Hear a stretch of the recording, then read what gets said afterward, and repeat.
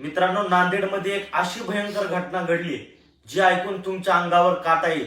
कदाचित ती घटना तुम्ही ऐकलेली देखील असेल. एका तरुण आणि तरुणीचं 3 वर्षाचं असलेलं आगळं वेगळं एकमेकावरचं प्रेम आणि आंतरजातीय नातं, पण राग आणि द्वेषानं क्रूरतेची हद्द पार केली आणि या तरुणाचा निरपराध बळी घेतला. त्या तरुणाचं जीवन संपवलं.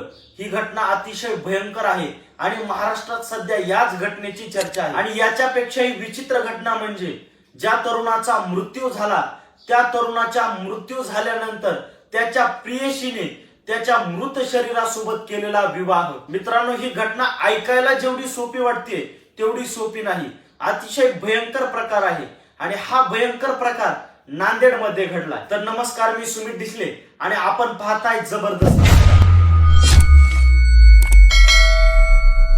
मित्रांनो, ही भयंकर घटना घडलेली आहे नांदेडमध्ये. नांदेडमधील जुन्या गंज भागातील आचल आणि सक्षम ताटे नावाचं एक जोड. मित्रांनो, या दोघांचं 3 वर्षाचं आगळं वेगळं प्रेम होतं. जात मात्र आगळी वेगळी होती पण मन मात्र एक होती. मित्रांनो, सक्षम हा अतिशय दबंग स्टाईल मध्ये राहणारा मुलगा होता, पण अतिशय प्रामाणिक आणि प्रेमळ शांत स्वभावाचा. पण त्याची जी प्रियसी आचल होती तिच्या कुटुंबाला हे प्रेम मात्र कधीच पचलं नव्हतं. त्यांनी या दोघांच्या प्रेमाला कधीच स्वीकारलं नव्हतं. आचलच्या घरच्यांचा राग आणि द्वेष वाढत होता.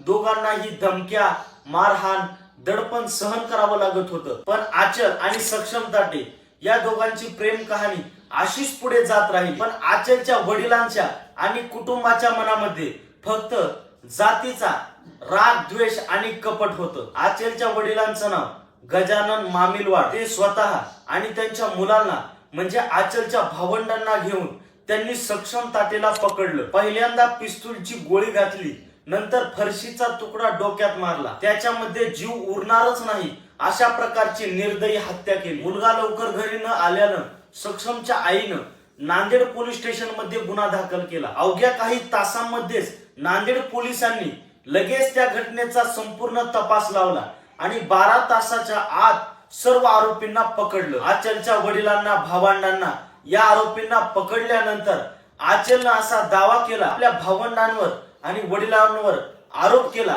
की यांनी हा खून फक्त जात नावाच्या विषामुळेच केलेला. मित्रांनो, या आरोपींना शिक्षा तर मिळेलच, पण आश्चर्यचकित करणारी घटना म्हणजे त्या आचलचं आणि सक्षमचं एवढं एकमेकांवर प्रेम होतं की त्या आचलनं सक्षमचा मृत्यू झाल्यानंतर सुद्धा त्याच्या मृतदेहासोबत विवाह केला. ज्या घटनेनं संपूर्ण महाराष्ट्र गहिवरून टाकलाय. त्या आचलनं सक्षमच्या मृतदेहासोबत विधिवतपणे हळद, कुंकू सर्व काही विधिवतपणे विवाह केला. ही घटना घडल्यानंतर आचलनं संपूर्ण महाराष्ट्राला असा संदेश दिलाय की माझा बाप आणि भाऊ जिंकूनही हारलेत आणि सक्षम हा मरूनही जिंकलाय. म्हणजे राग आणि द्वेष हारलाय आणि प्रेम हे जिंकलंय.